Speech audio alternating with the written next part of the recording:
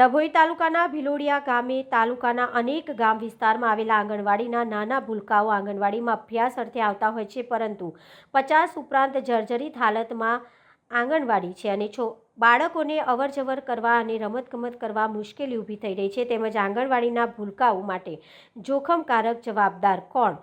લાગતા વળગતા તંત્ર દ્વારા નાના ભૂલકા ઉપર રહેમ કરી નવીન આંગણવાડીઓ બનાવવામાં આવે તેવી વાલીઓ દ્વારા માંગ ઉઠવા પામી છે। ડભોઈ તાલુકામાં આશરે 200 જેટલી આંગણવાડી આવેલી હોય, જેમાં ભિલડિયા ગામ, કાયાવરોહણ, ચાંદોદ વિસ્તારમાં આવેલી આશરે 50 જેટલી આંગણવાડી નંદઘરમાં બાળકો શિક્ષણ મેળવી રહ્યા છે। અભ્યાસ મોટાભાગની આંગણવાડીઓમાં પતરા ઉડી ગયા છે અને જર્જરિત હાલતમાં હાલ ચોમાસા દરમિયાન આંગણવાડીમાં પાણી પણ પડી રહ્યું છે। બાળકો જોખમી રીતે અભ્યાસ કરવા આંગણવાડીમાં આવે છે, ત્યારે વાલીઓ બાળકોને આંગણવાડી મોકલવા અંગે ચિંતા અનુભવે છે। આંગણવાડી મોટાભાગે જર્જરિત હોય પડવાની સંભાવના વાલીઓમાં જણાઈ છે।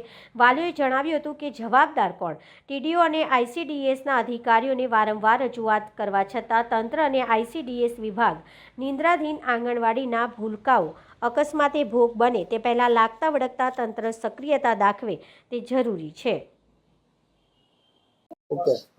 ડભોઈ તાલુકાનું છેવાડાનું ગામ ભિલોડિયા આવેલું છે, ત્યાં 2 આંગણવાડી છે અને બિલકુલ જર્જરિત હાલતમાં છે।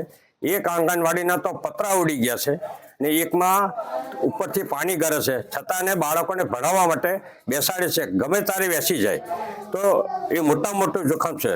તો સરકાર લાખો ને કરોડો રૂપિયા જો શિક્ષણ પાછળ ખર્ચ કરતી હોય તો આંગણવાડીને સુધારવાનો પહેલો પ્રયત્ન કરવો જોઈએ અને બાળકોનું ભવિષ્યનું હું, બાળકોને નાના બાળકોને કઈ દુર્ઘટના બનશે તો જવાબદાર કોણ રહેશે? એમ તો વહેલી તકે સરકારને એક વિનંતી કરીએ છીએ કે નવેસરથી આ આંગણવાડી બનાવે, અગર તો એને રિપેરિંગ કરે અને જે પતરા ઉડી ગયા છે તેને નવેસરથી બનાવે અને અમારા બાળકો સહી સલામત ભણે અને બેસી રહે, એ અમારી માંગણી છે। રજૂઆત કરવામાં આવી હતી? હા, રજૂઆત આપણે સરપંચશ્રીએ કરી, લેખિતમાં કરી, મૌખિકમાં પણ કરેલી છે।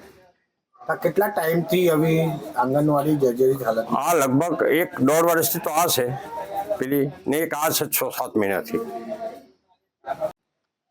ભિલોડિયા ગામમાં 2 આંગણવાડી આવેલી છે, તે જર્જરી હાલતમાં છે।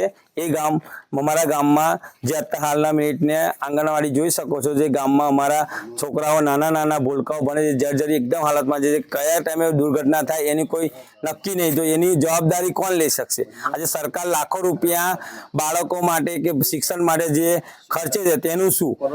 અમારા ગામમાં જે 2 વર્ષથી એક આંગણવાડી બંધ છે અને આંગણવાડી જર્જરી હાલતમાં બાળકો ભણે છે, તે આંગણવાડીમાં અમે આજે શું થશે દેશનું?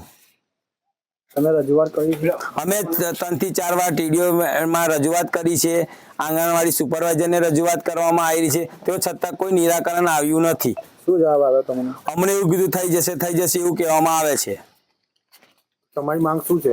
અમારી માંગ એવી છે કે અમારા ભવિષ્યના બાળકોને ભવિષ્યમાં આવી જર્જરી હાલતમાં આંગણવાડીમાં ભણવામાં આવે તો પછી ભવિષ્યમાં કઈ દુર્ઘટના થાય તેની જવાબદારી કોણ? અને જો સારી આંગણવાડી સરકાર તરફથી બનવામાં આવે તો અમારું ભવિષ્યના બાળકો સારી રીતે ભણી શકે અને સારા વાતાવરણમાં ઊભા ભણીને આગળ વધે, એવી અમારી આશા છે।